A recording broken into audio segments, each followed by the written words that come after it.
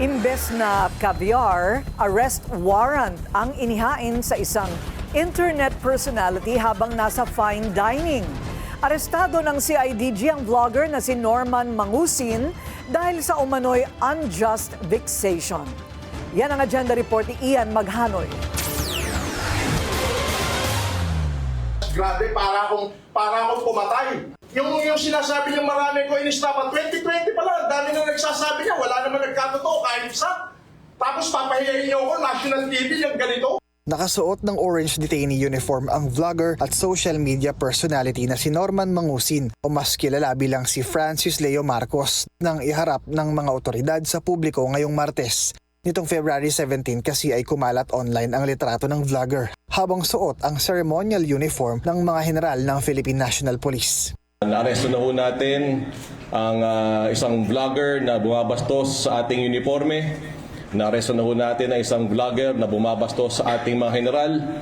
Naaresto na ho natin ang isang vlogger na bumabastos sa ating mga kernel at sa ordinaryong policeman. Hindi po ito katanggap-tanggap. His life is a lie.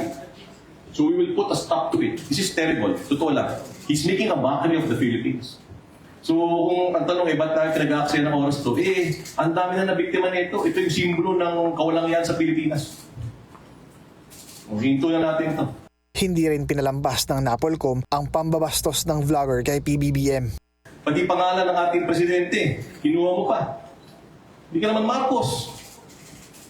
Isang malaki kang kahihiyan. Naaresto si FLM habang nanananghalian ng noodles sa gitna ng paggawa ng live stream sa kanyang social media account habang nagfo-food trip sa isang hotel sa Pasay City. Kita sa video na natigil sa pagkain si FLM nang tabihan siya ng isang police officer. Right. I-serve lang po namin yung warrant. Okay. Ikaw po ba si Norman Mangusin po? Alias Francis Leo Marcos? Hindi na nakunan pa ang eksaktong pag-aresto sa social media personality dahil hininto na nito ang live streaming. Sa bidyong kuha naman ng mga otoridad, binasahan ng vlogger ng Miranda rights. Ayon sa CIDG-NCR, inaresto si Mangusin sa kasong usurpation of authority and illegal use of insignia.